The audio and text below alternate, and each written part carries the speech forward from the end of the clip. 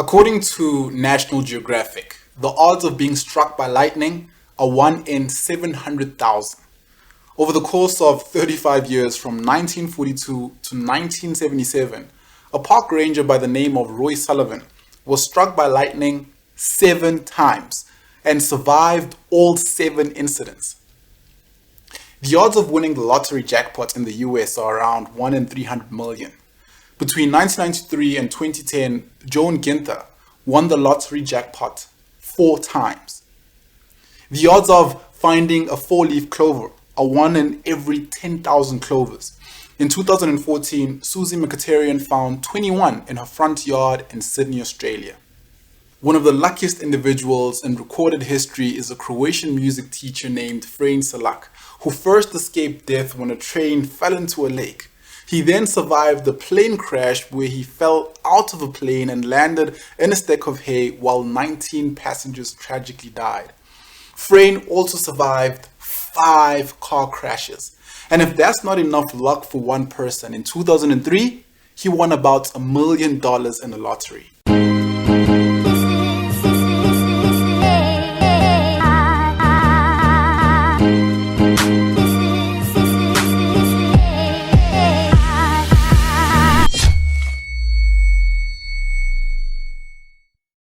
If you're engaging with this piece of content right now, it tells me 2 things about you. 1, you are serious about your personal and professional and business life and find value in the type of content I put together. And 2, you've experienced some kind of good fortune and survived some level of bad fortune.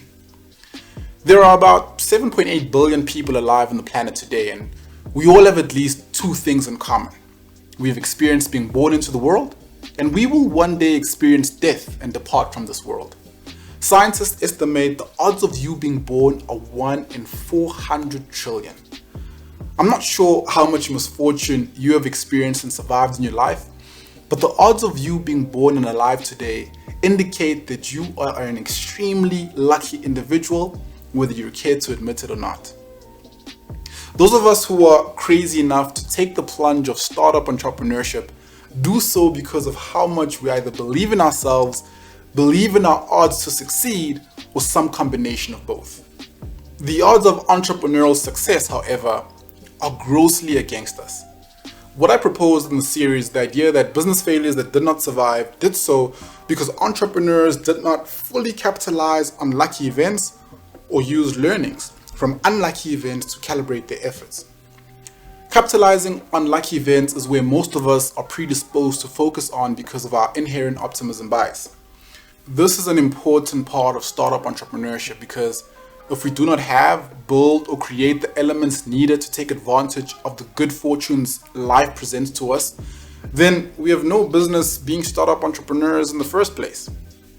However, what we can learn from titans of commerce who have stood the test of time is luck is not something you must just carefully, strategically, ferociously capitalize on as soon as it strikes, but something you must actively create for yourself.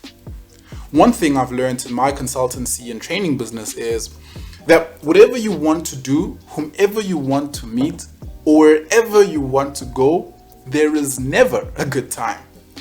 I'm super comfortable enough in my masculinity to admit that I enjoy a good romantic movie. It's great to escape in a fictional world where a beautiful girl in distress bumps into a single guy who is perfectly dressed for the occasion and knows exactly what funny, quirky line will get her to smile and agree to grab a coffee with him. I'm careful, however, not to take fantasies and create real-life expectations out of them, especially for a social awkward gent like myself who gets caught with his foot in his mouth more often than not. If you wait for the stars to align, you will lose to the astronauts who do not wait for anyone's permission to reach them. Creating your own luck often means consciously rejecting herd behavior or generally accepted entrepreneurial practice. The consensus of the crowd is to follow predefined standards. Being a better loser often means losing on your own terms than losing because circumstances are not ideal for the game you want to play. As the saying goes, if you're a better conversationalist than you are a dancer, then don't go looking for love in a nightclub. In the book Great by Choice, the author Jim Collins explains the difference between luck and outcomes. He remarks that an enterprise can get bad luck, yet create good outcomes. And equally, a company can squander good luck and get bad outcomes.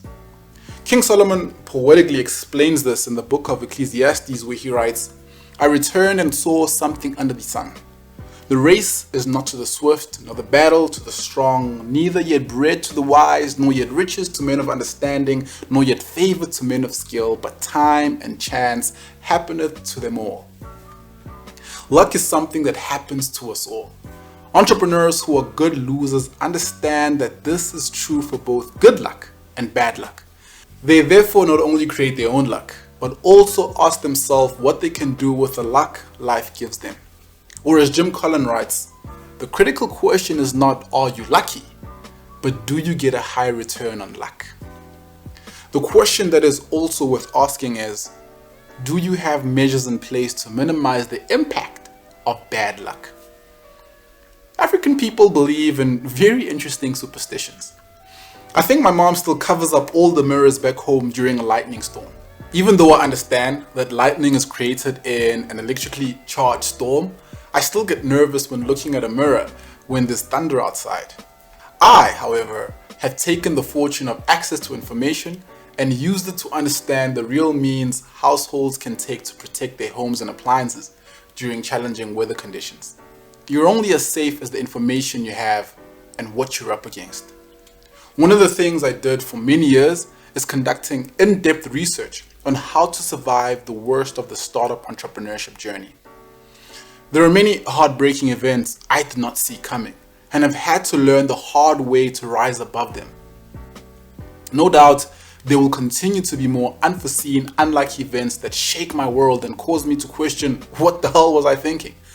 But there are many days where I get punched in the face, and after the pain subsides, a smile lingers on my face because these are the many punches I have spent the longest time preparing for.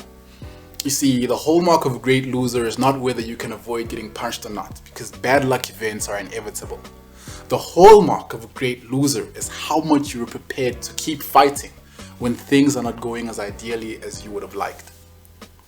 As much as I hate to admit this, I can't argue with the fact that I'm getting older and have stopped trying to argue with the youngins who call me Grootman. I probably deserve this after all the young at heart individuals I look up to in life who I have called Grootman.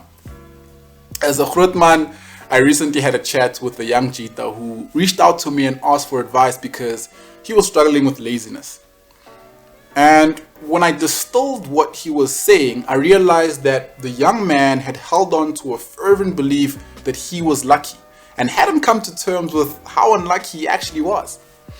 I listened to a podcast of Jim Collins on the Knowledge Project with Shane Parrish where he brilliantly explained how luck is asymmetrical as a cause.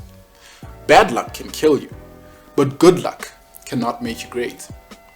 This is the double-edged sword that makes many entrepreneurs really horrible losers, over-indexing the role luck plays in the entrepreneurship equation, not understanding that it's not what happens, but what you do with what happens that yields the kind of returns on luck required to ascend to great entrepreneurship highs. More importantly, not seeking out the kind of pains and discomforts that build the strength, ability, agility, and resilience required to survive the worst of luck. Time and chance happens to us all. I've got good news and I've got bad news. The bad news is that bad luck events are going to continue to happen to your business. The good news is that bad luck events are going to continue to happen to your business. This is good news because being mindful of this prompts you to build the kind of traits in your operations to be able to bounce back and navigate losses better.